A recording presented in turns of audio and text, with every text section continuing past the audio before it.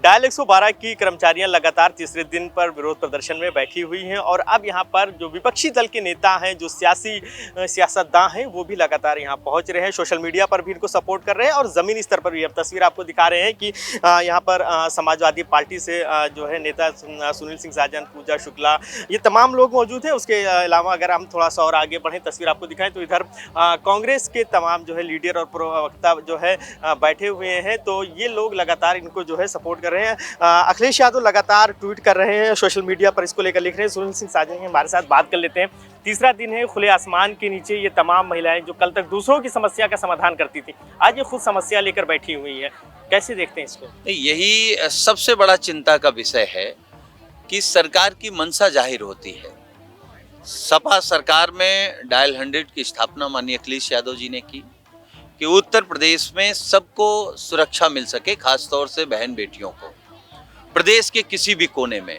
और ये वही बहनें हैं जो बैठी हैं 3 दिनों से, जो कॉल उठाती थी और एक इनके हलों पर प्रदेश के किसी भी कोने में महिला हो या बेटी हो, उनको लगता था कि अब हम सुरक्षित हो गए। इनका खुद का रोजगार सुरक्षित नहीं है। ये सब पुलिस के सहयोगी हैं। कानून व्यवस्था बनाए रखने में इनका बड़ा योगदान है, रातों दिन की मेहनत है। जो पुलिस के सहयोगी थे, पुलिस उन्हीं पे लाठीचार्ज कर रही है। और 3 दिनों से नारी बंधन, नारी अभिनंदन का नारा देने वाले लोग आज कोई नहीं सुन रहा है। जिस कंपनी को ठेका दे रखा है वो कंपनी नहीं सुन रही है। तो आखिर सुनने वाला इनका कौन है? तो आज माननीय अखिलेश यादव जी इनकी आवाज बने हैं, समाजवादी पार्टी आवाज बनी है। पूरी समाजवादी पार्टी की नेता लगातार 3 दिनों से इनके साथ हैं और जब तक सरकार इनकी बात नहीं मान लेती है, तब तक इनके साथ इनकी लड़ाई लड़ेंगे। सुनील जी, दूसरा पूजा जी से बात कर लेते हैं। लगातार आप इनके सहयोग में हैं, यहाँ तीसरा दिन हो गया है। पहले इनकी स्थिति किस तरीके से देख रही हैं? क्योंकि बहुत सारे लोग अपने घर को छोड़कर आई हैं, बच्चों को छोड़कर आई, जो विवाहित महिलाएं हैं, तो यहाँ पर क्या देख रही हैं आप? देखिए, ये सोचने की बात है कि एक तरफ इस देश के अंदर एक बड़ी आबादी है जो अपनी 11,000 से 15,000 सैलरी कराने के लिए लड़ रही है। कुछ लोग ऐसे जिनके पास बहुत अथाह पैसा है। सरकार को तो ये मालूम होगा कि एक बड़ी आबादी है जो बेरोजगार है, जो गरीब है। अभी सोचिए, महज 4,000 रुपए के इंक्रीमेंट के लिए ये बेटियां लड़ रही हैं। तो आप इनकी स्थिति समझ सकते होंगे कि इनकी मनोदशा क्या होगी। आज के समय में, वर्तमान समय में उत्तर प्रदेश में रोजगार नहीं है। जगह जगह पर महिलाओं के साथ जो दुराचार की घटनाएं हो रही हैं वो भी आपको मालूम है। तो कहीं ना कहीं सरकार को ये सोचना चाहिए कि जो बेटियां सशक्त होकर के आपके लिए बेहतर पुलिसिंग के लिए काम कर रही हैं, उन बेटियों के सशक्तिकरण की जिम्मेदारी तो सरकार की है। और अगर महंगाई का आप देखें, राशन के दाम बढ़ रहे हैं, तेल के दाम बढ़ रहे हैं, डीजल पेट्रोल महंगा हो रहा है, और अगर उस महंगाई के दौर में ये बेटियां चाहती हैं कि इनकी सैलरी का इंक्रीमेंट हो, तो क्या गलत है? इनके सवाल वाजिब है, इनकी मांग वाजिब है और सरकार को सुनना चाहिए। सिर्फ आपने एडीजी को हटा दिया और इससे कुछ होने नहीं जा रहा है। अगर कुछ इन बेटियों के लिए करना है असल में, तो आपको इनकी जो सैलरी उसको बढ़ाना चाहिए और इनको परमानेंट करना चाहिए। तो साफ तौर पे ये सुना आपने, समाजवादी पार्टी का डेलीगेशन है, इधर कांग्रेस का भी डेलीगेशन बैठा हुआ है। बात कर लेते हैं। तमाम ये बेटियां बैठी हुई हैं। कल आपके प्रदेश अध्यक्ष भी आए थे, आप लोग सुबह से हैं। क्या माहौल देख रहे हो, कैसे इस पूरे मसले को देखते हैं?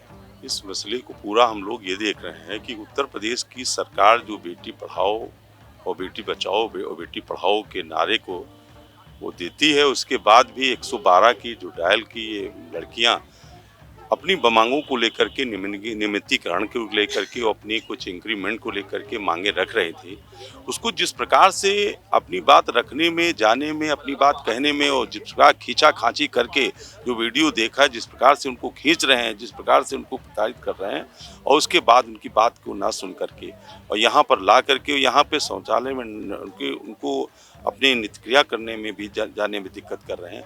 इसलिए कांग्रेस पार्टी तो ऐसे ही लोगों की जनभावनाओं को लेकर के, उसके लिए हमारे प्रदेश अध्यक्ष जी भी आए थे, हम लोग भी आए, हम लोग बैठे हैं। इनकी मांगों के साथ इनको सहारा देने के लिए हम लोगों ने चाय पानी कराया, इनको खाने पीने की व्यवस्था इसलिए दे रहे हैं कि ये यहाँ बैठी हुई हैं, भूखी प्यासी बैठी हुई हैं। इनके अभिभावकों को अंदर आने नहीं दिया जा रहा है, अंदर इनके अभिभावकों को आने नहीं दिया जा रहा है। इनके लोग बैठे हैं भूखे प्यासे, इनकी अभी सरकार की तरफ से कोई भी नहीं आया है।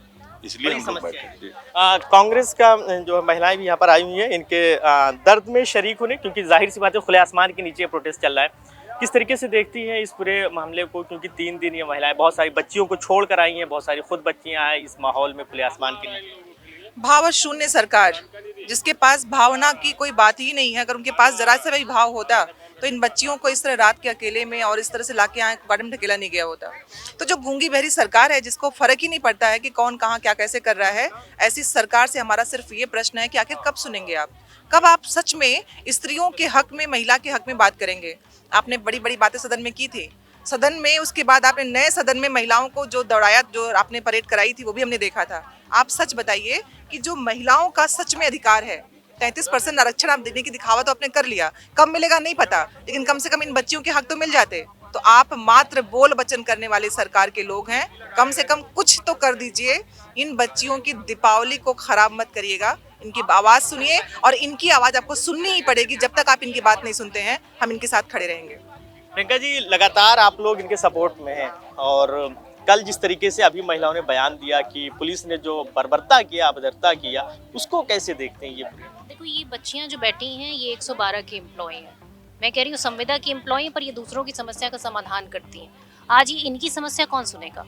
ये सरकार इतनी निर्लज हो चुकी है कि महिलाओं के दुख दर्द, सशक्तिकरण के नाम पे आप क्या दे रहे हैं इन्हें? ये खुले आसमान के नीचे बैठी हुई ये सशक्तिकरण दे रही है। सरकार का कोई भी नुमाइंदा कल से लेकर आज तक इनकी कोई बात सुनने के लिए तैयार नहीं है। सड़कों पे घसीटेंगे आप इन बच्चियों को, घर छोड़कर पड़ी हुई हैं। मैं समझती हूँ कि उत्तर प्रदेश की सरकार को जाग जाना चाहिए, क्योंकि एक महिला को जब आप सशक्त करते हैं, जब एक महिला को आप अच्छी सैलरी देते हैं, तो वो अपना घर चलाती है, इस देश को चलाती है और इस राष्ट्र को सशक्त बनाती है। मेरा कहने का सिर्फ इतना तात्पर्य है कि इन महिलाओं के सशक्तिकरण करिए। इन महिलाओं को इतना कांग्रेस कमजोर ना पार्टी इनका कहाँ तक साथ देगी, कहाँ तक? देखिए, कल से हम लोगों ने पूरे खाने पीने की जो व्यवस्था करनी थी सब कर रखा है हम लोगों ने। अभी भी हम सुबह से लेके अभी तक खाने पीने की व्यवस्था कर रहे हैं। ये बच्चियां कम से कम, जो सरकार इनके साथ कर रही है अत्याचार, वो तो हो ही रहा है। हम जो कर सकते हैं, उनके खाने पीने का इंतजाम, उनके साथ में रहने का कि साथ बना रहे, सहयोग बना रहे, तो हमने पूरी तरह से कल से जो भी व्यवस्था हो सकती है, पूरा कांग्रेस परिवार हमारा इनके साथ में खड़ा है। और अभी भी बच्चे नाश्ता कर चुके हैं, अब खाने के हम इंतजाम कर रहे हैं। तो इस तरह से हम उनके साथ में खड़े और खड़े रहेंगे, क्योंकि इन बच्चियों का सहयोग करके हम नारी के साथ में खड़े हैं। यहाँ पे कोई पॉलिटिक्स नहीं कि आप कहेंगे कि भाई अपना पॉलिटिक्स कर रहे हैं। पॉलिटिक्स तो तब होता है ना जब हम सरकार से प्रश्न कर रहे होते कि कब देख लिया देख लिया। हम तो कह रहे हैं इनका हक दे दो, आप मत कुछ करो। जो बच्चियां अपने हक को मांग रही हैं, इनको पूरा कर दो। लेकिन देखते हैं कब तक चेतते हैं। तो तमाम जो यहाँ पर सियासी दल है, चाहे समाजवादी पार्टी हो या कांग्रेस हो, उनका कहना है कि हम इनके कंधे से कंधा मिलाकर खड़े हुए हैं। हम इनकी यहाँ पर ज़रूरतें पूरी कर रहे हैं, चाहे वो पानी की ज़रूरत हो या खाने की ज़रूरत हो। और ये महिलाएं, ये बच्चियाँ खुद को अकेला न महसूस करें, इसलिए हम इनके साथ रात गुजार रहे हैं। फिलहाल तमाम पॉलिटिकल पार्टियां, जो विपक्षी दल है विशेषकर, वो इस पूरे मुद्दे को लेकर जमकर सरकार पर निशाना साध रहा है। अब देखने वाली बात काफ़ी अहम होगी कि आखिर कब इनकी मांग पूरी होती है और कब ये यहाँ का प्रोटेस्ट इनका खत्म होता है। वीडियो जर्नलिस्ट राज खान के साथ फरीदुल हसन, #भारत न्यूज़ लखनऊ।